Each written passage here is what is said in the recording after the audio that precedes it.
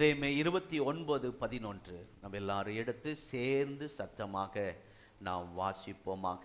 எல்லாரும் பைபிள் திறக்கும் வரை காத்திருப்போம். எல்லாரும் சேர்ந்து வாசிப்போமா? எடுத்துக்கொள்ளுங்கள். பைபிள் கொண்டு வந்தவங்க பைபிளை பாருங்க, பைபிள் கொண்டு வராதவர்கள் ஸ்கிரீன்ல பாருங்க. ஸ்தோத்திரம். எரேமியா 29:11.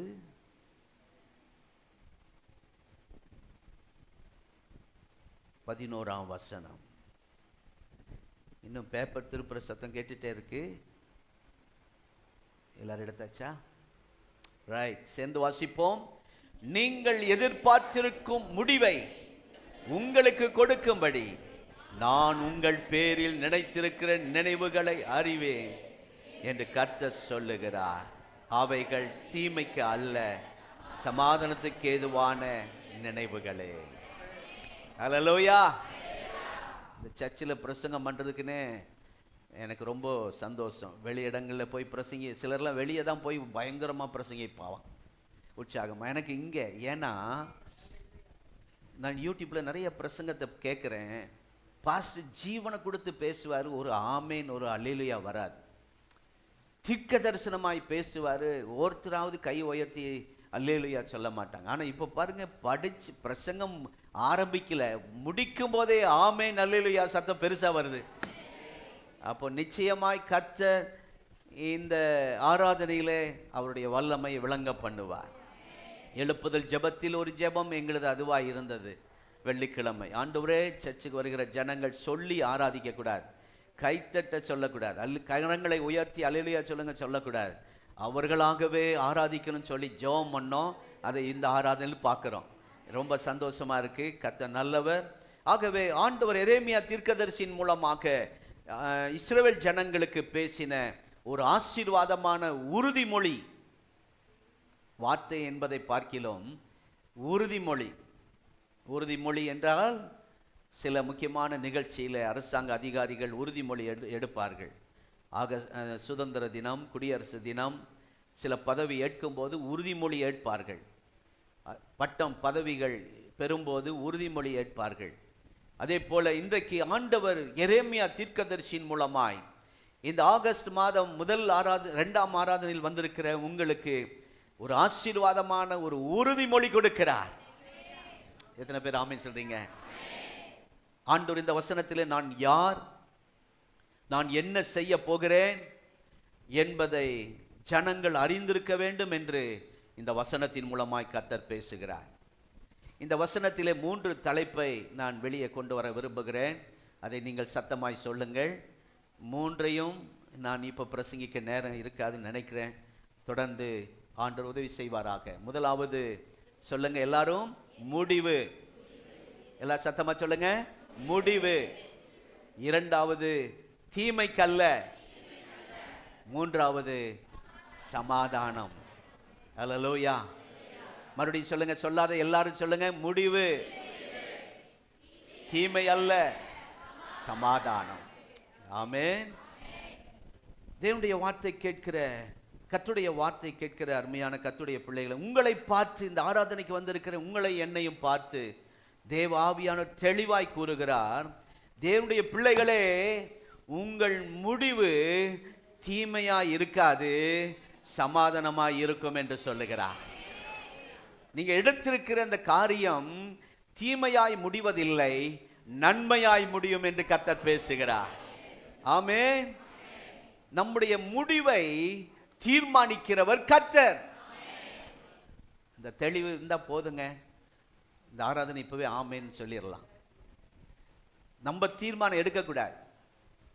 நமக்கு அதிகாரம் இல்லை. எந்த அதிகாரிகளுக்கு கர்த்தர் அதிகாரம் கொடுக்கல தீர்மானம் எடுப்பதற்கு. சபை குறித்து தீர்மானம் எடுப்பதற்கு எந்த போலீஸ் அதிகாரிகளுக்கு ஆண்டவர் அதிகாரம் கொடுக்கல. எந்த அரசாங்க அதிகாரிகளுக்கும் மேல் ராஜாக்களுக்கு அதிகாரம் கொடுக்கல. நம்முடைய முடிவை தீர்மானிக்கிறவர் கர்த்தர் மாத்திரமே. அல்லேலூயா. அது எத்தனை பேர் இந்த நேரத்தில் உண்மையாய் அதை நம்புகிறீர்களோ எனக்கு தெரியாது. ஆனால் ஆமேன் சத்தம் கேட்கும்போது நம்ம எல்லாருமே அதை நம்புகிறோம். ஆமேன். கர்த்தருக்கு ஸ்தோத்திரம். உங்கள் முடிவை தீர்மானிக்க நான் ஆரம்பத்தில் சொன்னபோது இந்த உலகத்தில் யாருக்கும் அனுமதி இல்லை, யாருக்கும் அதிகாரம் கொடுக்கப்படலை. அதில் தெளிவாக இருப்போம். இவர்கள் முடிவெடுத்து விடுவார்களோ, நாங்கள் அப்படியெல்லாம் நினச்சிருந்தோம். இந்த வசனம் தியானிப்பதற்கு முன்பாக நானும் அந்த குழப்பத்தில் இருந்தேன், நானும் பாதிக்கப்பட்டேன். இந்த வசனத்தின் மூலமாய் கர்த்தர் எனக்கு தெளிவை கர்த்தர் தந்தார். ஆகவே உங்களோடு தீர்க்க தரிசனமாக இந்த வார்த்தையை பேசுகிறேன். கர்த்தருக்கு ஸ்தோத்திரம். அவங்க 3 நாளுக்குள்ள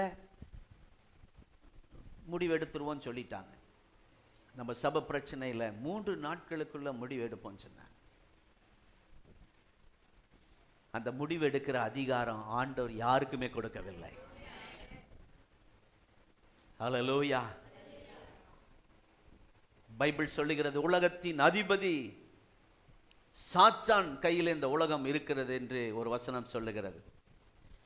உலகம் சாத்தான் கையில் இருந்தாலும் அவன் எந்த முடிவெடுக்க அதிகாரம் இல்லவே இல்லை.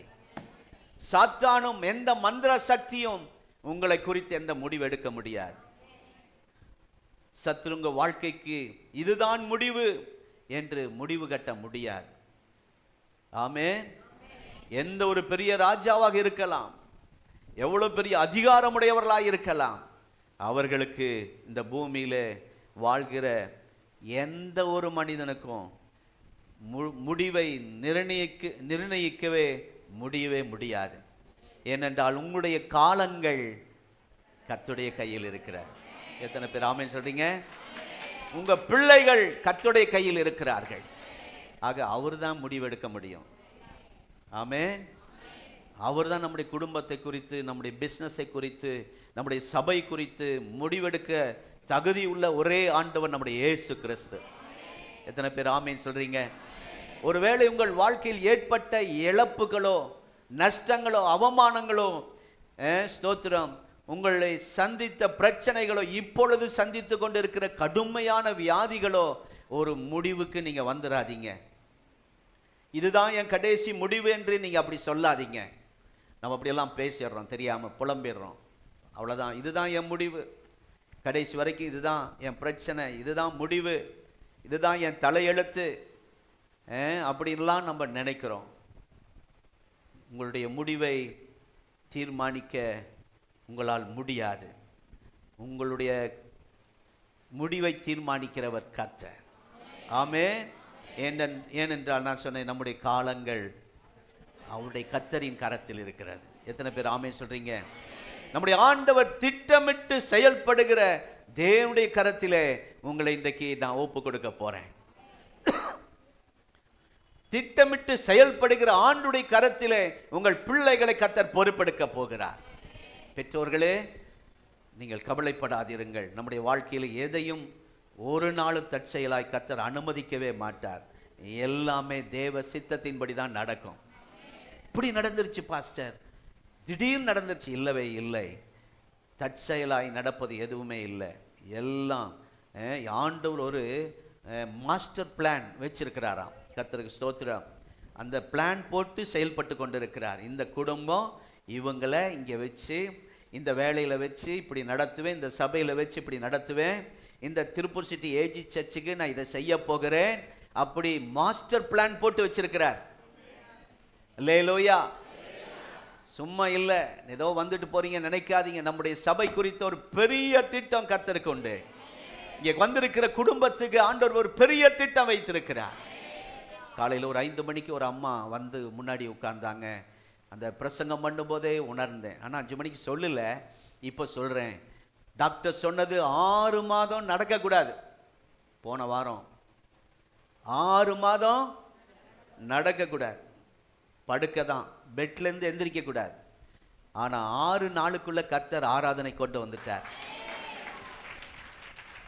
டாக்டருடைய முடிவு அது, ஆனால் தேவனுடைய முடிவு அதல்ல. ஆமென். இன்னொரு ஐயா இப்போ எழும்பி நின்னாங்க, ஜூலி தகப்பனார் நினைக்கிறேன். கர்த்தருக்கு ஸ்தோத்திரம். ஒவ்வொரு நாளும் சத்துராமன் ஆண்டவர் அந்த ஐயாவை பார்த்து சொல்லிப்பேன், உன் முடிவு படுக்கை தான், நீ எந்த நிகழ்ச்சிக்கு போக முடியாது, எந்த ஆராதனைக்கு போக முடியாதுன்னு அவன் முடிவு கட்டினான். ஆனா ஆண்டவருடைய முடிவு, நீ ஆலயத்துக்குள்ள போவாய்.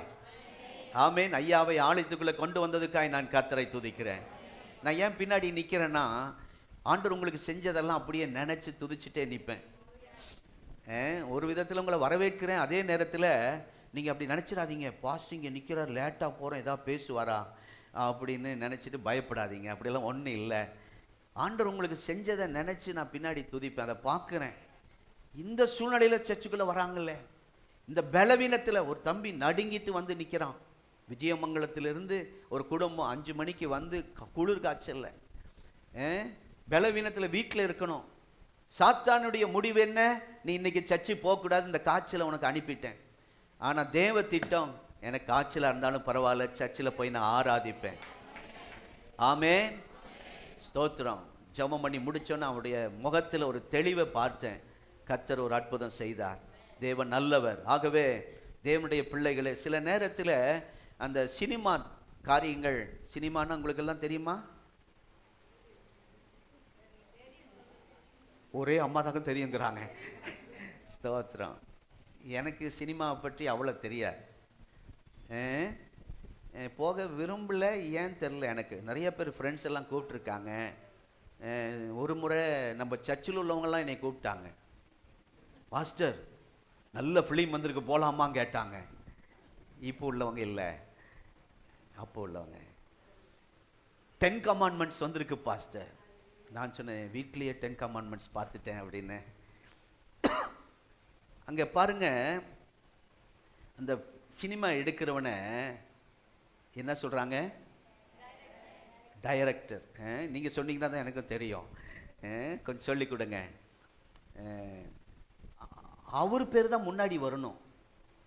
அவர் தான் சிந்தனையை யோசனையை கொடுத்து உருவாக்கி அந்த படமாக வெளியே கொண்டு வரார். அவர் பேர் வராதுங்க முன்னாடி. கதாநாயகன் நடிகர் அவர் பேர் தான் வரும். அதில் அடுத்தது எதிராக வில்லனாக நடிக்கிறவன் அவன் பேர் தான் வரும். ஆனால் அந்த தயார் பண்ண அந்த டைரக்டர் பேர் எப்போ வரும்னா கடைசி. நீங்களே அழகாக சொல்கிறீங்க. ஸ்தோத்திரம். கர்த்தர் நல்லவர். எனக்கு ஈஸியாக இருக்குது, பேசுறதுக்கு ஈஸியாக இருக்குது. எதாவது நான் உளறிடக்கூடாது பாருங்கள். ஏதாவது மேலே அந்த சினிமா தேட்டருக்குள்ளே அந்த சந்துக்குள்ளே அந்த இருட்டு அதுக்குள்ளே போகணுமோ, டிக்கெட் எடுத்துகிட்டு இது சின்னதாக போகுது 2. சரி, ஆமாம், அப்படி தான் ஒருத்தர் போயிட்டாரு. ரொம்ப நாளாக பார்த்தாரு. என்ன, நம்ம கோயம்புத்தூர் போனால் பாஸ்டர் பரமானந்தம் பார்த்துருவாரா அப்படின்னு கோயம்புத்தூர் தேட்டருக்கு போயிட்டாரு. கங்கை காவேரி யமுனாவைன்னு ஒரு தேட்டர் இருக்குது, அப்படின்னு போயிட்டாராம். போயிட்டு இருந்தாலும் சந்தேகம், ஏதாவது மீறி ஏதாவது நம்ம விசுவாசிக்கு வந்துடக்கூடாது, முக்காடு போட்டுக்கிட்டு உட்காந்துருந்தாராம் லேடிஸ் மாதிரி. அங்கே திடீர்னு அடிதடி ஆயிடுச்சு தேட்டருக்குள்ள. அடிதடி போட்டதில் ஒருத்தன் நம்ம விசுவாசிக்கு போது முதுகுல ஒரு போட்டானா ஒரு போடு, அல்லே லூயானாராம். பின்னாடி இருந்து ஆமேன் சத்தம் 4-5 வந்துச்சான்.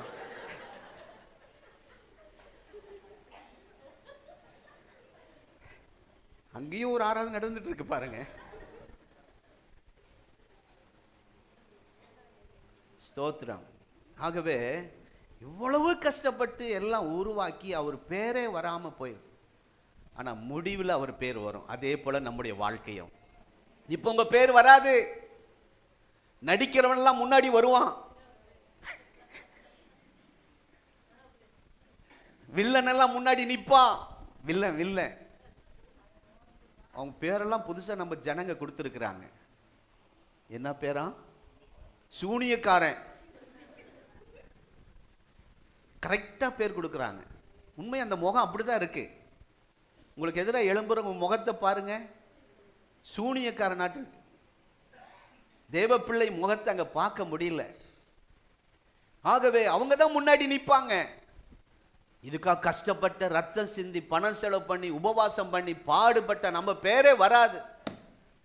நம்ம எங்க மறக்கப்பட்டது போல இருக்கும். ஆனால் கர்த்தர் முடிவிலே அதை விளங்க பண்ணுவார். அப்பதான் டைரக்டர் யாரும் தெரியும். அந்த நேரம் வந்துருச்சு. அல்லேலூயா. இன்னும் கொஞ்ச நேரம் சினிமா பற்றி பேசலாம், வேண்டாம்ல, பைபிளுக்கு வருவோம். ஆமென். ஆகவே அருமையான கர்த்தருடைய பிள்ளைகளே, உங்கள் குடும்பத்தில் நீங்கள் யாராக இருந்தாலும் பரவாயில்லை, எந்த இடத்திலிருந்து வந்தாலும் பரவாயில்லை, எந்த தேசத்திலிருந்து வந்தாலும் பரவாயில்லை, நீங்கள் பிறப்பதற்கு முன்பாகவே தாயின் கற்பத்தில் உருவாகும் முன்னமே கர்த்தர் உங்களை தெரிந்தெடுத்திருக்கிறார். ஆகவே நிச்சயம் முடிவு உண்டு. ஆமென். உங்கள் நம்பிக்கை வீண் போகாது. இதுதான் உங்களுடைய முடிவு என்பதை அவரே நிர்ணயித்திருக்கிறார். கர்த்தருக்கு ஸ்தோத்திரம். இன்றைய சூழ்நிலை உங்களுடைய ஸ்தோத்திரம் முடிவை தீர்மானிக்க முடியாது. இப்போ இருக்கிற, ஆனால் அப்படிதான் நடந்துட்டு இருக்கு. ஒரு முடிவுக்கு வந்துடுறோம், சூழ்நிலை அப்படிதான் நம்மளை கொண்டு போகுது. இன்றைய பிரச்சனை இதுதான் முடிவு என்று சொல்லி நம்மளே ஒரு கணக்கு போட்டுறோம். இப்போ போய்கொண்டிருக்கிற பாதை, ஸ்தோத்திரம் ஸ்தோத்திரம், சந்திக்கிற போராட்டங்கள் இதுதான் முடிவு அப்படி நம்மளே பிளான் பண்ணிடுறோம். அந்த நேரம் நான் அப்படியெல்லாம் நினச்சிருக்கிறேன். ஆண்டவர் அதெல்லாம் இல்லை மகனே என்று சொல்லி ஆண்டவர் பின்னாடி அந்த முடிவை விளக்கி காண்பித்திருக்கிறார். ஆகவே தான் அருமையான கர்த்தருடைய பிள்ளை, இதுதான் என் முடிவு என்று யோசித்து பார்த்தால் ஸ்தோத்திரம், அதை நீங்கள் அப்படி சொல்லும்போது இல்லை, ஆண்டவர் சொல்ற அது என் முடிவு, அது உங்கள் முடிவு இல்லை என்று ஆண்டவர் சொல்லுகிறார் இந்த வசனத்தில். அதுதான். ஏனென்றால் முடிவு கர்த்தருடைய கையில் இருக்கிறது. என்னுடைய முடிவு கர்த்தருடைய கையில் இருக்கிறது. அல்லேலூயா. அவர் ஒரு காரியத்தை முடிவு செய்யும் போது, உங்களுக்கென்று நம்முடைய சபைக்கென்று ஆண்டவர் ஒரு பிளான் போட்டு இருக்கும்போது, மாஸ்டர் பிளான் போட்டிருக்கும் போது, அதை தடுக்க எவனாலும் முடியாது. எத்தனை பேர் ஆமென் சொல்றீங்க? யாராலும் ஸ்டாப் பண்ண முடியாது. ஆமென். துவங்கினவர் தான் நம்முடைய துவக்கம் ஆண்டவர், முடிவும் ஆண்டவர் தான். அல்பா ஓமேகா, அவர் ஆதியும் அந்தமான், உலகத்தின் இறுதி வரைக்கும் நான் உங்களோடு கூட இருக்கிறேன் என்று சொன்னவர். என்ன கர்த்தர் ஆரம்பிச்சிருக்கிறார், அவர் முடிக்க வல்லவர். ஆமென். கர்த்தருக்கு ஸ்தோத்திரம். இஸ்ரவேல் ஜனங்கள் இப்போ இஸ்ரவேல் தேசத்தில் இல்லை, அவங்க சொந்த இடத்தில் இல்லை, பாடுபட்ட இடத்தில் இல்லை, அவர்களுடைய சொந்த சொத்துக்களை பயன்படுத்த முடியவில்லை. இப்போ பாபிலோனுக்கு சிறையாய் கொண்டு போகப்பட்டிருக்கிறார்கள். நேபுகாத்நேச்சார் ஜனங்களை அடிமையாக்கி கொண்டு போய் பிடிச்சு வச்சிருக்கிறான். இப்போ நான் சொல்ற குரூப் எல்லாம் பைபிள் அதுலேயே தான் இருக்கு. நீங்க வீட்டில் போய் இன்றைக்கு இந்த வாரத்தில் எரேமியா 29ஆம் அதிகாரத்தை முழுவதும் வாசிங்கன்னா, நான் இப்போ பிரசங்கம் பண்ணது உங்களுக்கு ஈஸியாக இருக்கும். அதெல்லாம் இருக்குன்னு கண்டுபிடிப்பீங்க. முதலாவது 4 குரூப் அங்கே உள்ள இருக்கிறாங்க.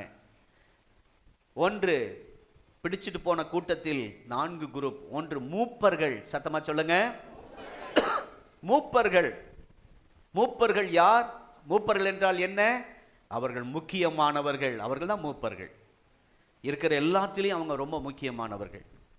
வயதில் மூத்தவர்கள், அனுபவம் மிகுந்தவர்கள், நம்மை போல பல கஷ்ட நஷ்டங்களை அனுபவித்து வந்தவர்கள், லாபம் நஷ்டம் ஏற்கனவே அதை பார்த்தவர்கள். ஸ்தோத்திரம். ஏதாவது தேவை என்றால் அவரிடத்தில் போனால் ஆலோசனை தருவார்கள். சரியான ஆலோசனை சொல்லுகிறவர்கள் தான் மூப்பர்கள். இப்படி நல்ல ஸ்தானத்தில் இருப்பவர்கள் கூட எங்க இருந்தாங்க? பாபிலோன்ல இருந்தாங்க. நல்லவர்களுக்கு கூட இந்த சூழ்நிலையா? தப்பு செய்யப்பட்டவங்களை இவன் அங்க போய் அந்த பட்டணத்தை, இஸ்ரேல் தேசத்தை அழித்து நாசப்படுத்தினா, அப்போ இவர்களையும் சேர்ந்து அங்கேயே பண்ணியிருக்கலாமே, அந்த நேரத்தில் இவர்களையும் கொண்டிருக்கலாமே. ஆனால் எந்த பாவம் செய்யாதவர்கள், ஒரு நல்ல அனுபவம் உடையவர்கள், முக்கியமானவர்கள் சிறைப்பட்டு போயிருக்க. சில நேரத்தில் நீங்க நினைக்கிறீங்க, பாஸ்டர் நான் எந்த தப்பு பண்ணல, யாரோ பண்ணதுக்கு நான் பாதிக்கப்பட்டிருக்கிறேன். அப்படிதான் இந்த மூப்பர்கள் உணர்கிறார்கள். எந்த குழப்பமாக இருந்தாலும் அவங்க மூப்பர்கிட்ட போனா டிஸ்கஸ் பண்ணி ஆலோசனை சொல்லுவார்கள். அவ்வளவு கிருபை ஞானம் பெற்றவர்கள். ஏற்கனவே அவர்கள் வாழ்க்கையில பல கஷ்ட நஷ்டங்களை, லாப நஷ்டங்களை, அடி பிரச்சனை, போராட்டம் இவைகளெல்லாம் அனுபவித்தவர்கள். வலி வேதனை என்றால் என்னன்னு அவங்களுக்கு நல்லா தெரியும். கர்த்தருக்கு ஸ்தோத்திரம். இப்பெல்லாம் சில பாதிப்பை வந்து சொல்லும் போது உடனே நாங்கள் பாதிக்கப்படுகிறோம். பாஸ்டர்மா உடனே அவ்வளோதான் உடைஞ்சிட்றாங்க. ஏன்னா அந்த பழியில் நாங்கள் போயிருக்கிறோம். ஆனா அவர்களும் சிறையிருப்பில் இருக்கிறார்கள். அவர்கள் நல்லவர்கள் தான், நீதிமான்கள், பரிசுத்தவான்கள். இந்த மூப்பர்கள் என்று சொல்லுகிறவர்கள் நல்ல பண்புள்ளவர்கள், நல்ல கிருபை பெற்றவர்கள், தேவனுக்கு பயந்தவர்கள், கர்த்தருடைய வழியில் நடக்கிறவர்கள். ஆனா இப்ப எங்க இருக்கிறார்கள்? பாபிலோன் சிறையிருப்பிலே. இன்னைக்கு நீங்களும் அப்படி வந்திருக்கீங்களா? பாஸ்டர், நான் என்ன தப்பு பண்ணேன்? நான் ஆண்டவருக்கு பயந்து இருக்கிறேன். ஏன் எங்கள் குடும்பத்தில் இந்த சிறையிருப்பு? ஏன் இந்த வேலையில் இந்த சிறையிருப்பு? அடுத்த டீம் பாருங்க, ஆசாரியர்கள். அடுத்த டீம் ஆசாரியர்கள். தேவனுக்கும் மனிதர்களுக்கும் நடுவே மத்தியஸ்தராய் இருப்பவர்கள் தான் இந்த ஆசாரியர்கள். தேவனுக்கும் மனிதர்களுக்கும் நடுவே இருந்து ஆராதனை செய்கிறவர்கள், மனிதர்களையும் தேவனையும் இணைக்கிற ஒரு பாலம் போல, அதாவது கனெக்ட் பண்ணுகிறவர்கள், இணைக்கிறவர்கள், அப்படிப்பட்ட உன்னதம் பணி செய்கிறவர்கள், தேவாசீர்வாதத்தை பெற்று ஜனங்களுக்கு கொடுக்கிறவர்கள். ஏதாவது ப்ராப்ளம் வந்துட்டா, தேவ கோபம் வந்துட்டா, அந்த இடையில போய் நின்று இந்த தேவ கோபம் ஜனங்கள் மேல் வராமல் இருக்க தடுத்து நிறுத்துகிறவர்கள் தான் ஆசாரியர்கள். ஆண்டவருக்கு முன்பாக பரிந்து பேசுகிறவர்கள். கொஞ்ச நேரத்துக்கு முன்பாக நம்முடைய வயநாடு இல்ல, அந்த ஏரியாவுக்காக நான் பரிந்து பேசினது போல ஊழியம் செய்கிறவர்கள். அப்படிப்பட்ட பொறுப்பில் உள்ள ஆசாரியர்களும் எங்க இருக்கிறாங்க? சிறையின் அனுபவத்தில் இருக்கிறாங்க. இதை சொல்லும் போதே உங்களுக்கு தெரியும், நாங்கள் இப்படியெல்லாம் இருக்கோம் பாஸ்டர், ஆண்டவருக்கு பயந்து இருக்கிறோம், ஆண்டவருக்கு ஊழியம் செய்கிறோம், ஆனால் எங்கள் வாழ்க்கை சிறையிருப்பு அப்படி நினைக்கிறீங்களா? மூன்றாவது கூட்டம் தீர்க்கதரிசிகள். தீர்க்கதரிசிகள் என்றால் யார்? தேவனுடைய வாய். தீர்க்கதரிசி என்றால் என்ன அர்த்தம்? தேவனுடைய வாய். தீர்க்க தரிசனம் யாராவது சொல்லும் போது கவனமா கேளுங்க. பைபிளுக்கு வசனத்துக்கு ஒத்து வந்தா அது தீர்க்க தரிசனம். கண்ணை மூடிட்டு அடிச்சா அது கப்சா. ஆமா, இப்ப நிறைய தீர்க்கதரிசிகள் எழும்பிட்டாங்க.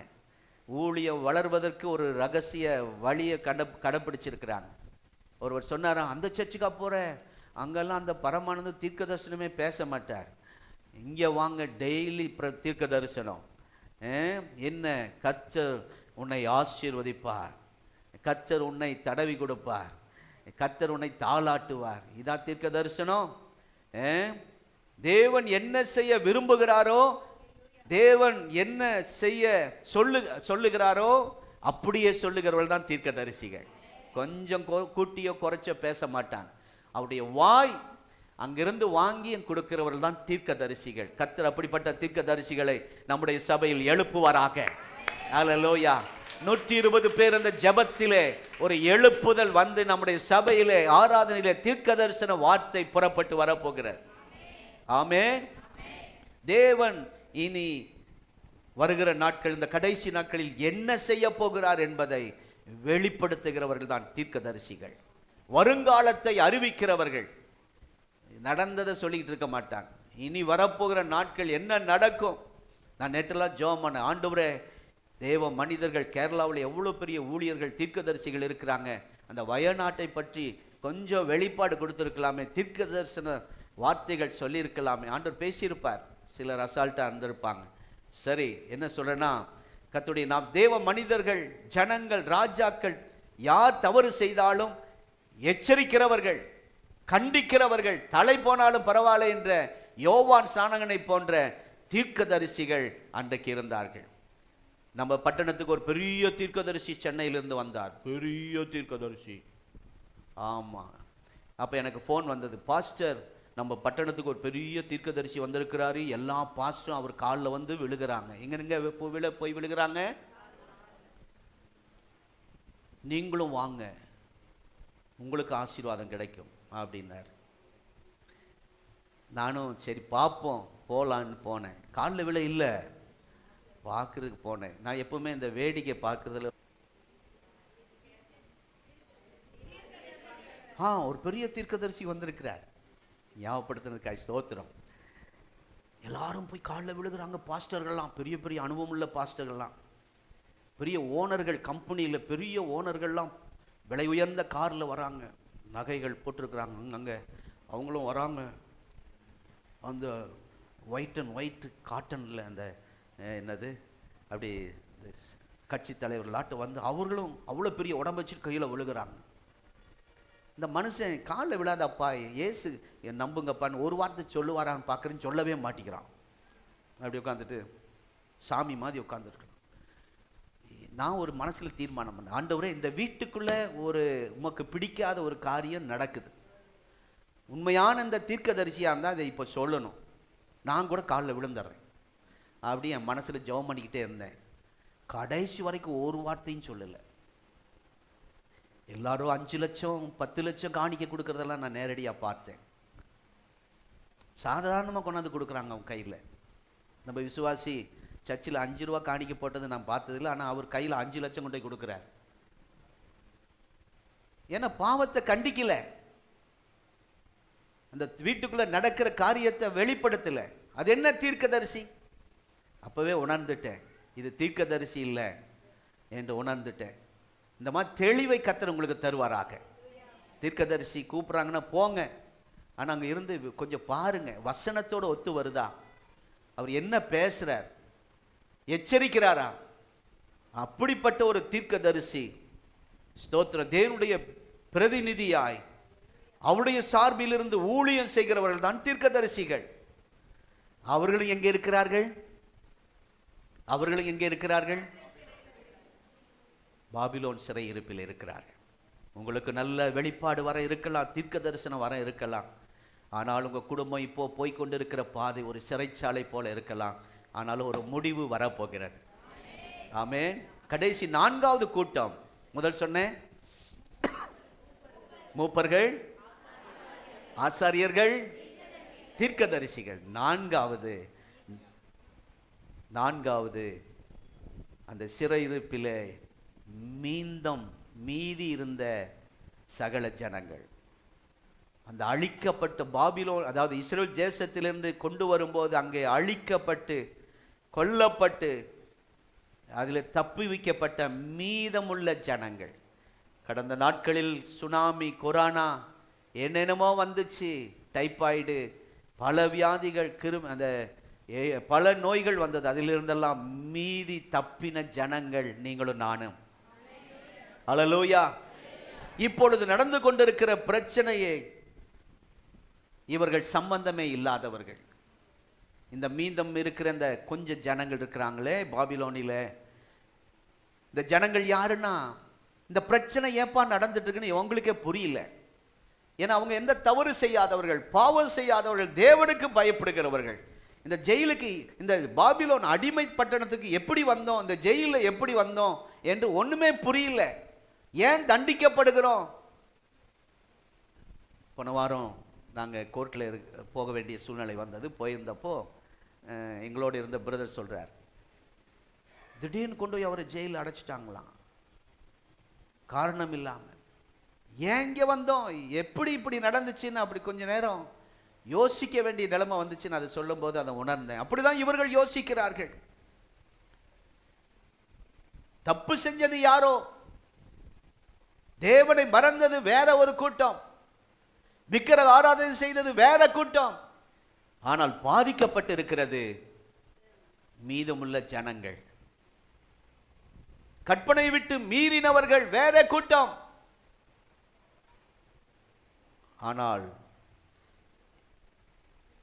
அந்த ஜனங்கள், ஆண்டவருக்கு எதிராக இருந்த ஜனங்களுடைய மீறுதல் பாவங்களின் நிமித்தம் ஆண்டவர் இஸ்ரவேலை சிறையிருப்புக்கு ஒப்பு கொடுக்கும் போது அதில் பிடிப்பட்டு வந்தவர்கள் தான் இந்த 4 குரூப். சொல்லுங்க, மூப்பர்கள், ஆசாரியர்கள், தீர்க்கதரிசிகள், மீதியானவர்கள். அருமையான தெய்வ பிள்ளைகள், அந்த கூட்டத்தில் கர்த்தர் உங்களையும் வச்சிருக்கிறார். கர்த்தருடைய நாமத்துக்கு ஸ்தோத்திரம். ஆண்டவர் இந்த வசனத்தை சொல்லும் போது யாரும் அங்கே பாவிகள் இல்லை, அசுத்தர்கள் இல்லை, பர்ஃபெக்டா பரிசுத்தமாக இருந்தவர்கள். நீங்களும் சில நேரத்தில் அப்படி ஆண்டவருக்கு உண்மையாக இருக்கிறீங்க, ஆனாலும் உங்களுடைய முடிவை நினைத்து கலங்கி கொண்டு நீங்கள் இருக்கலாம். அருமையான தெய்வ பிள்ளைகளே, இங்கே வாசிக்கும் போது தேவனுடைய பிள்ளைகளே, அந்த மீதி உள்ளவர்கள் யார்? அவர்கள் ஆண்டுடைய வாக்குத்தத்தத்தை பெற்றவர்கள். ஆமென்.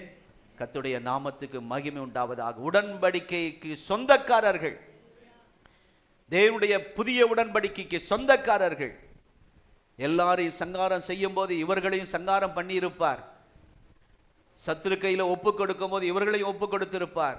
ஆனால் இவர்கள் எல்லாரையும் ஆண்டவர் அப்படி செய்யவில்லை. இப்போ இவர்கள் எல்லாரும் உயிரோடு இருக்கிறார்கள். மீதமானவர்கள் இப்போ அவங்களுக்குள்ள குழப்பம். ஏன்பா இது நம்ம குடும்பத்தில் நடக்குது? ஏன் இந்த இழப்பு? ஏன் இந்த பிஸ்னஸ்ல நஷ்டம்? ஒண்ணுமே புரியல, ஒன்றும் புரியல. ஸ்தோத்திரம். அவர்கள் என்ன செய்ய போகிறார்கள் என்பதை குறித்து ஒரு மாதி திகைத்து கொண்டிருக்கிற கூட்டம்தான் இந்த மீதமானவர்கள். இப்போ அவர்கள் கிட்ட போய் ஆண்டவர் பேசுகிறார். அவர்களை பார்த்து தான் எரேமியா 29:11 முடிவு. ஹல்லேலூயா. ஏப்பா என் வாழ்க்கை இப்படி, என் குடும்பம் இப்படி, என் வாழ்க்கை இப்படி ஆயிடுச்சேன்னு, என் மனசு ஒவ்வொரு நாளும் இவ்வளவு வேதனைப்படுதுன்னு திகச்சு நிற்க அந்த மீதியானியவர்களை பார்த்து, மீதமானவர்களை பார்த்து, மீதமானவர்களை பார்த்து கர்த்தர் பேசுகிறார். முடிவு. பாபிலோனுக்கு வந்ததினால் இது ஒரு முடிவு என்று நினைத்துக் கொண்டிருக்கிற தேவ பிள்ளையே, நேபுகாத் நேச்சார் உங்களை சிறைப்பிடித்து அடிமைப்படுத்தி வைத்திருக்க, இதுதான் முடிவு என்று நினைத்துக் கொண்டிருக்கிற தேவ ஜனமே, இது முடிவு அல்ல. உங்கள் சுதந்திரம் பாதிக்கப்பட்டிருக்கிறது, இதுதான் முடிவு என்று நினைத்து அழுது கொண்டிருக்கிற தேவ பிள்ளையே, அது முடிவு அல்ல. இந்த ஆகஸ்ட் மாதம் 2வது ஆராதனை முதல் மாதத்திலே கர்த்தர் நம்மோடு பேசுகிற வார்த்தை, அல்லேலூயா. இப்போ அடிமைகள் என்ற ஒரு அடையாளத்தோடு இருப்பதினால் அதுதான் முடிவென்று நினைக்காதீர்கள். உங்களுக்கு ஒரு விடிவு இருக்கிறது.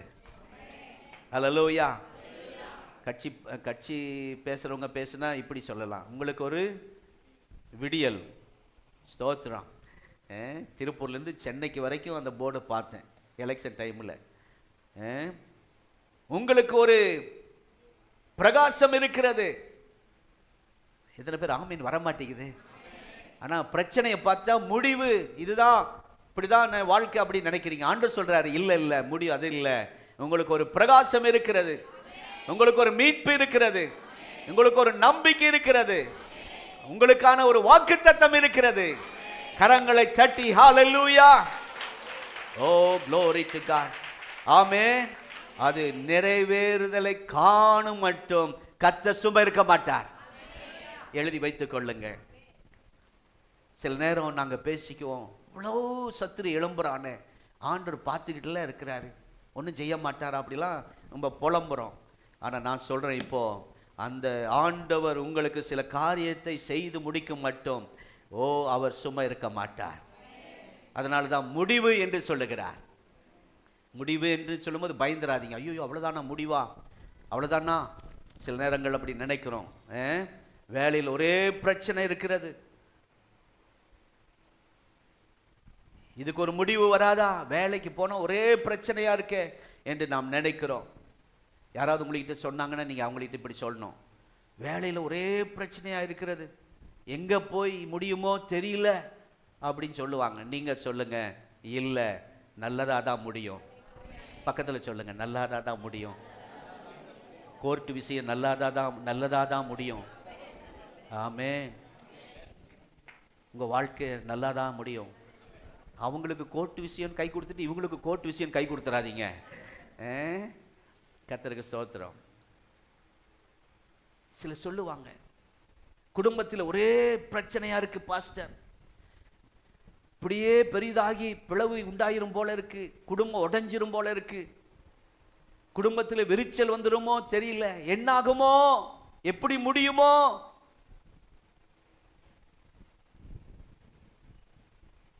ஏதாவது விரிச்சல் வந்துருமா, உடைஞ்சிருமா, கோர்ட்டுக்கு போயிருவோமா அப்படின்னு சொல்லும் போது நீங்க சொல்லுங்க, என்ன சொல்லணும்? ஒன்றும் வராது, ஒன்றும் நடக்காது. பக்கத்தில் சொல்லுங்க, ஒன்றும் நடக்காது. ஆமென். சில சொல்லும் போது அப்படி நீங்க விசுவாச அறிக்கை பண்ணுங்க, வெளியே சொல்லாட்டி உள்ளத்துல சொல்லுங்க. ஆமா, கர்த்தருக்கு ஸ்தோத்திரம். ஆகவே இன்றைக்கு கர்த்தர் பேசுகிற காரியம் முடிவு சந்தோஷமாய் இருக்கும். அல்லேலூயா. இன்றைக்கு யாரோட கர்த்தர் நம்ம எல்லாரோட பேசுகிறார். நம்முடைய காரியங்கள் முடிவு எப்படி இருக்கும்? எங்க போனாலும் அடைக்கப்பட்ட வாசல் பாஸ்டர். எதை செஞ்சாலும் பாதியில நிறுத்தப்படுகிறது. ஒரு படி ஏறுறேன், 4 படி கீழே இறங்குறேன், சரிவாதான் போயிட்டு இருக்கு, என் குடும்பம் சரிஞ்சுக்கிட்டு இருக்கு அப்படின்னு சொல்றீங்களா? அப்படி வந்திருக்கீங்களா? அது ஒரு முடிவு அல்ல. உங்கள் எதிர்காலத்தை குறித்து கர்த்தர் தம்முடைய கையில சில காரிய ஆசீர்வாதங்களை வைத்திருக்கிறார். அதுதான் நடக்கும். ஸ்தோத்திரம். ஜெனிஃபர், இதுதான் முடிவா அப்படி நீங்க நினைக்காதீங்க. இந்த குடும்பத்தார் அப்படி நினைக்காதீங்க. ஆண்டுடைய கையில் நாம் இருக்கிறோம். அப்படி இருக்கிறவர்கள் நிச்சயமாய் அதில் விடுதலை இருக்கும் என்று விசுவாசிப்பார்கள். கர்த்தருடைய கரத்தில் நான் இருக்கிறேன் என்று நம்புகிறவர்கள் நிச்சயமாய் அவர்களுக்கு சமாதானம் இருக்கும். அல்லேலூயா. ஆசீர்வாதம் இருக்கும், நன்மைகள் இருக்கும். முடிவு யார் கையில் இருக்கிறது? உங்களுடைய முடிவு. நம்முடைய சபையின் முடிவு யாருடைய கையில் இருக்கிறது? இந்த அறிக்கைக்காய் ஸ்தோத்திரம். யோசேப்பின் சகோதரர்கள் யோசேப்பை குழியிலே போட்ட உடனே தீர்மானித்து விட்டார்கள். முடிவு, சமாதி கட்டியாச்சு. அப்புறம் கொஞ்சம் இறக்கப்பட்டு 20 வெள்ளிக்காசுக்கு விற்றார்கள். உடனே அது ஒரு தீர்மானம், முடிஞ்சான். அவன் சரித்திரமே க்ளோஸ். சரித்திரம் என்றால் இங்கிலீஷ்ல ஸ்டோரியா, ஹிஸ்டரி. ஆமா, அவனுக்கு இல்லை, இனி சரித்திரமே இல்லை, ஹிஸ்டரியே இல்லை. அவன் அப்படி எல்லாரும் சகோதரர் நினைத்தார்கள். ஆனால் அருமையான கர்த்தருடைய பிள்ளைகளை, யோசேப்பு இல்லை, அவன் சரித்திரத்திலே பார்க்கவே முடியாது என்று நினைத்தார்கள். முடியாது அப்படி நினைத்தார்கள். ஆனால் அழிக்க முடியாத ஒரு வரலாறு படைத்தவர் தான் யோசேப்பு. அல்லேலூயா. அதை தான் இந்த சபைக்கு கர்த்தர் செய்ய போகிறார். ஆமே. நீங்க எல்லாருமே உங்களை குறித்த ஒரு சரித்திரம் எழுத போறீங்க. ஆமே. நான் ஒரு பெரிய புக் எழுத போறேன். கர்த்தருக்கு ஸ்தோத்திரம். சரித்திரம் படைக்க கர்த்தர் உங்களை அழைத்திருக்கிறார். யோசேப்பு முடிஞ்சிட்டான், முடிஞ்சது அப்படி நினைச்சாங்க. பாபிலோன் தேசத்திலே 3 வாலிபர்கள், சொல்லுங்க, சாத்ராக், மேசாக், யாபேத், 7 மடங்கு அக்கினி ஜுவாலை, முடிஞ்சது அப்படின்னு அவன் தீர்மானிச்சான். பசியோடு இருந்த சிங்க கெபிக்குள்ள தானியேலை போட்ட உடனே முடிஞ்சது அவன் நினைச்சான். அவன் நினைக்கட்டும், அவன் என்ன நினைச்சாலும் சரி. சிலவனுடைய நினைப்பெல்லாம் ரொம்ப பயங்கரமா இருக்கு. நினைப்ப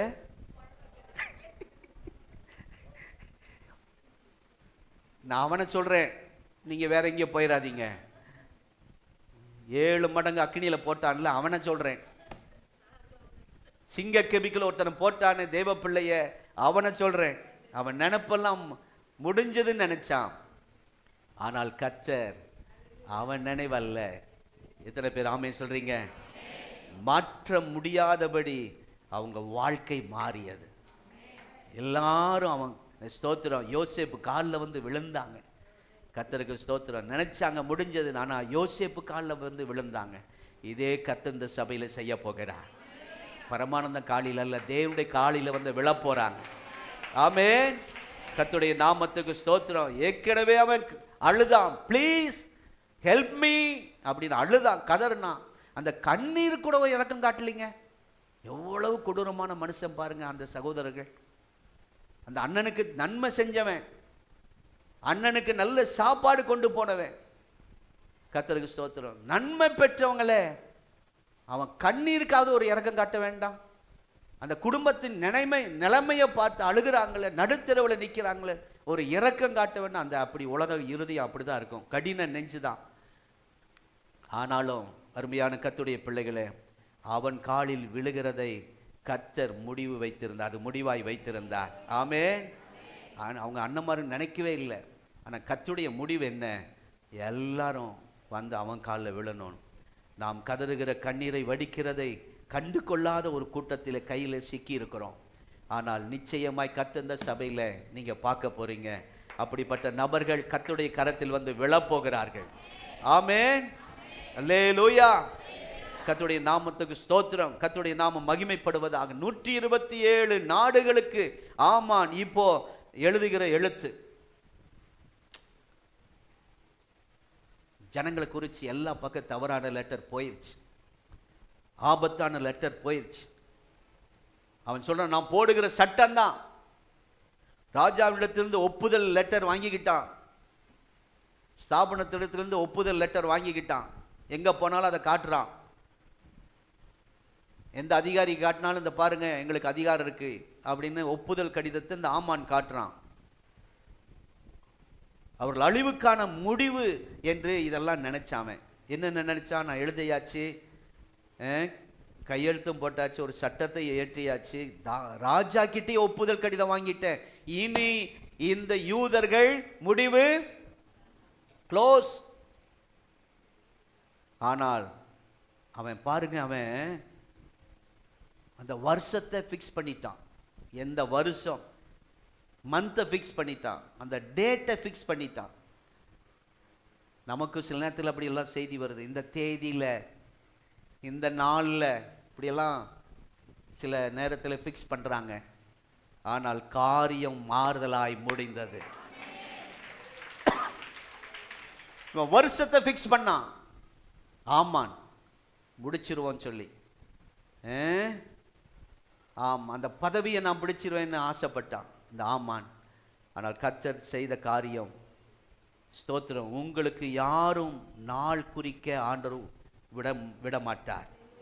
எத்தனை பேர் ஆமென் சொல்றீங்க?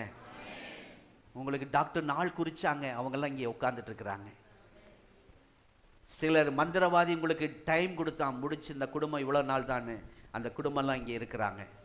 உங்களுக்கு யாரும் நாள் குறிக்க முடியாது, உங்களுக்கு யாரும் எதிராக எழுத முடியாது. எத்தனை பேர் ஆமென் சொல்றீங்க? எழுதி தீர்மானிக்க முடியாது, கையெழுத்து போட முடியாது. அதை போட்டாலும் கர்த்தர் அதை மாறுதலாக முடிய பண்ண போகிறார். உங்களுக்கு மேலே இருக்கிற கம்ப்ளைண்ட் ஒரு முடிவு அல்ல, உங்கள் மேல் இருக்கிற எஃப்ஐஆர் ஒரு முடிவு அல்ல. எத்தனை பேர் ஆமென் சொல்றீங்க? இப்பொழுது இருக்கிற நெருக்கடி ஒரு முடிவு அல்ல, இப்பொழுது எழும்பி இருக்கிற கூட்டத்தார் உங்களுக்கு ஒரு முடிவு அல்ல, உங்களுக்கு ஒரு மேன்மையான ஒரு முடிவை கர்த்தர் வைத்திருக்கிறார். ஹல்லேலூயா. ஓ ஸ்தோத்திரம், சத்தமா சொல்லுங்க. உன்னை மேன்மையாக வைப்பேன். ஜனவரியே சொல்லிட்டார். அப்படி இருக்கும்போது நமக்கு பிசாசு சமாதி கட்ட பிளான் போட்டிருக்கிறான், குழி வெட்ட பிளான் பண்ணியிருக்கிறான். நிறைய கதை வருது, இங்கே எனக்கு டைம் இல்லை. ஆகவே கற்பனை செய்து கூட பார்க்க முடியாத அளவுக்கு ஆண்டவர் உங்களுக்கு சில காரியத்தை செய்து முடிக்க போகிறார். அப்படி ஒரு உயர்வு உங்கள் பிள்ளைகளுக்கு வரப்போகிறது. உங்கள் பிள்ளைகளுக்கு ஒரு நல்ல இடத்திலிருந்து கர்த்தர் ஒரு நல்ல காரியத்தை செய்ய போகிறார். சாத்தான் நினைச்சான் இயேசுவுக்கு டைம் முடிஞ்சது, சிலுவை தான் முடிவு என்று அவன் நினைத்தான். ஆனால் அந்த முடிவு தான் கர்த்தருடைய பிள்ளைகள். அவனுக்கு தெரியல, அதுல தான் மீட்பு இருக்கிறது, அதுல தான் ரட்சிப்பு இருக்கிறது, அதுல தான் உலக மீட்பு, உலக ஜனங்களுக்கு அழிவிலிருந்து மீட்பு இருக்கிறது என்று அவன் நினைக்கல, தப்பு கணக்கு போட்டான். கர்த்தர் எரேமியாவை கொண்டு சொல்லுகிறார், நீங்கள் எதிர்பார்க்கும் முடிவு. நீங்க எதிர்பார்த்து வந்திருக்கீங்களா? சிலதை இது நடக்குமா அது நடக்குமா நிறைய ஜெபம் பண்ணிட்டு வந்திருக்கிறீங்க. நீங்கள் எதிர்பார்க்கும் முடிவு. எப்பவுமே நம்ம தப்பான முடிவு எடுக்க மாட்டோம், நல்ல முடிவாக தான் வருவோம். அதை விட நம்முடைய ஆண்டவர் நல்ல முடிவு எடுக்க போகிறார். நம்ம எல்லாரும் எழுந்து நிற்போம், நம்ம எல்லாரும் எழுந்து நிற்போம். ஹல்லேலூயா. நீங்கள் எதிர்பார்க்கும் முடிவு, நீங்கள் எதிர்பார்ப்பை காட்டிலும் ஆண்டுடைய எதிர்பார்ப்பு மேலானது. அந்த எதிர்பார்ப்பை நிறைவேற்றும் போது ஸ்தோத்திரம், அது எப்படி இருக்குன்னு தெரியுமா? கானாவூர் கல்யாணத்தில் நடந்த மாதிரி இருக்கும். ஆமென். நீங்க எதிர்பார்த்ததை விட ஸ்தோத்திரம், அந்த கல்யாணத்துக்கு போய் எல்லாம் கல்யாணத்துக்கு எதுக்கு போறீங்க? சிலர் சாப்பிடங்கிறாங்க, சிலர் மொய் வைக்க, வாழ்த்த, பொண்ணு மாப்பிள்ளையை பார்க்க. ஆனால் இந்த கல்யாணத்தில் ஆண்டவர் செஞ்ச காரியம் வித்தியாசம். பொண்ணு மாப்பிள்ளையை பார்த்த ரொம்ப அழகா இருக்கீங்கன்னு வாழ்த்தல, அங்கே கொடுக்கப்பட்ட திராட்சை ரசம் முந்தின ரசத்தை பார்க்கிறோம். ஓ ஹல்லேலூயா. ஒரு பெரிய மாற்றத்தை நாம் பார்க்கிறோம். ஆமே. பிந்தின ரசம் எவ்வளவு சுவை, யார் இப்படி கொடுத்ததில்லை. முடிவு, நம்முடைய முடிவு அப்படிதான் இருக்க போகிறது. ஹல்லேலூயா. உங்க வாழ்க்கை அப்படிதான் முடியும், உங்க பிள்ளைகளுடைய படிப்பு அப்படிதான் முடியும். ஆசீர்வாதமா உங்க பிள்ளைகளுக்கு வேலை முந்தினதை பார்க்கிலும் பிந்தினது ஆசீர்வாதமாய் முடிய போகிறது. என்ன ஒரு அற்புதம் சொல்லுங்க, என்ன சொல்லுங்க, என்ன ஒரு அற்புதம். அது இப்படி என்னமோ சொல்லுவாங்களே, வாவ் சொல்லுங்க எல்லாரும். என்ன ஒரு அற்புதம். சொல்லாட்டி ஒன்றும் நடக்காது. சொல்லுங்க வாவ். வௌன்னு இல்லை, யாரையும் கடிச்சிடாதீங்க. நம்ம எல்லாம் இந்த மாதம் சொல்ல போகிறோம், இந்த வருஷ இறுதிக்குள்ளாக என்ன ஒரு அற்புதம் வாவ் அப்படின்னு சொல்ல போகிறோம். கர்த்தர் அப்படி செய்ய போகிறேன். நம்ம எல்லாரும் கொஞ்சம் பயபக்தியோடு மீண்டும் ஜெபம் பண்ண போகிறோம். ஆண்டவரே, நம்ம இந்த சபையில் நம்முடைய வல்லமை விளங்க பண்ணி கொண்டிருக்கிறார். இதுதான் முடிவு என்று சொன்ன காரியங்கள் எல்லாம் மாறி கர்த்தர் மாறுதலாய் காரியங்களை செய்து கொண்டிருக்கிறார்.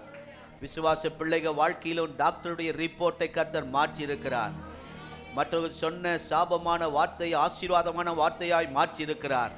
உங்கள் சரீரம் அவ்வளவுதான் சொன்னவங்க எல்லாம் இன்றைக்கு ஆண்டவர் அவங்களுக்கு முன்பாக பலசாலியாய் கர்த்தர் உங்களை வைத்திருக்கிறார். அதெல்லாம் நினைத்து கர்த்தர் செய்த நன்மைக்காக, ஓ அற்புதத்துக்காக, ஓ ரகபா சந்தரபலபா, ஹalleluya ஹalleluya. ஸ்தோத்திரம் ஸ்தோத்திரம் ஸ்தோத்திரம் ஆண்டவரே, ஸ்தோத்திரம்பா. உம்மை துதிக்கிறோம், உம்மை துதிக்கிறோம். நன்றி ஆண்டவரே. ஹalleluya ஹalleluya. நல்ல பிதாவே, இந்த ஆசீர்வதிக்கப்பட்ட காலை ஆராதனை வேளைக்காய் ஸ்தோத்திரம். இந்த ஆராதனைக்கு புதிதாய் கொண்டு வந்த ஆண்டவருடைய பிள்ளைகளுக்காய் நன்றி. இந்த மாதம் பிறந்த நாள், திருமண நாள் இந்த வாரத்தில் கொண்டாடுகிற தேவ பிள்ளைகளை நாங்கள் மனதார வாழ்த்தி ஆசீர்வதிக்கிறோம். இன்றைக்கு கொடுத்த காணிக்கை தசம பாகங்களை உம்முடைய கரத்தில் ஒப்பு கொடுக்கிறோம். ஆண்டவர் மிஸ்டரி காணிக்கை உம்முடைய கரத்தில் ஒப்பு கொடுக்கிறோம். இந்த கர்த்தருடைய பந்தியில் பங்கு கொண்டவர்கள் அநேகர் இன்னும் மீதி இருக்கிறதப்பா. இது எதை காட்டுகிறது என்றால், இன்னும் அநேகர் ரட்சிக்கப்பட வேண்டும், இன்னும் அநேகர் ஞானஸ்நானம் பெற வேண்டும், இன்னும் பாளையத்துக்கு புறம்பே உள்ளவர்கள் சபைக்குள்ளே வர வேண்டும். அதுக்கு அடையாளமாய் மீதம் வைத்திருக்கிறோம். இந்த நாட்களில் அவர்களெல்லாம் ரட்சித்து சபைக்குள்ளே கொண்டு வருவீராக. பின்மாற்றக்காரர்களை ரட்சித்து சபைக்குள்ளே கொண்டு வருவீராக. குடும்பங்களுக்குள்ளே ஒரு சமாதானத்தை கட்டளையிடுவீராக. இது என்ன ஒரு அற்புதம் என்று சொல்லுகிற அளவுக்கு ஒரு முடிவை கர்த்தர் ஏற்படுத்த போகிறீர். எங்க சபைக்கு இது பெரிய ஒரு அற்புதத்தை செய்ய போகிறீர். ஒவ்வொரு குடும்பத்துக்கு ஒரு அற்புதத்தை செய்ய போகிறீர்.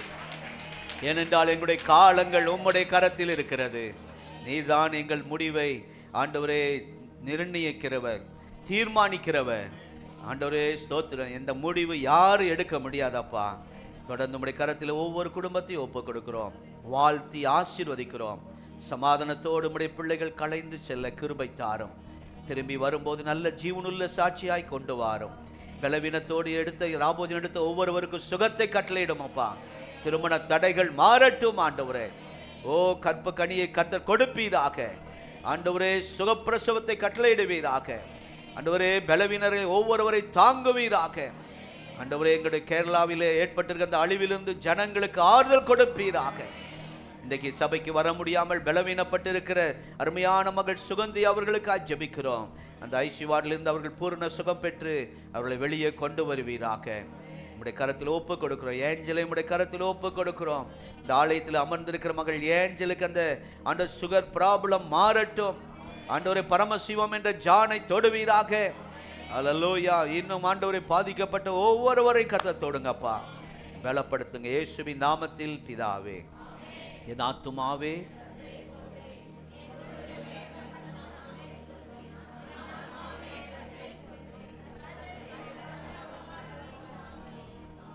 நம்முடைய கர்த்தராகிய இயேசு கிறிஸ்துவின் கிருபை, பிதாவாகிய தேவனுடைய அன்பு, பரிசுத்த ஆவியானுடைய ஐக்கியம், இந்த ஆராதனையில் வந்து கலந்து ஆராதித்த எரேமியா 29:11 விசுவாசித்த ஒவ்வொருவரோடும் சதா காலமும் நிலைத்திருப்பதாக. கர்த்தர் உங்களை ஆசீர்வதிப்பார். எல்லாருக்கும் ஸ்தோத்திரம். ஒரு புது முக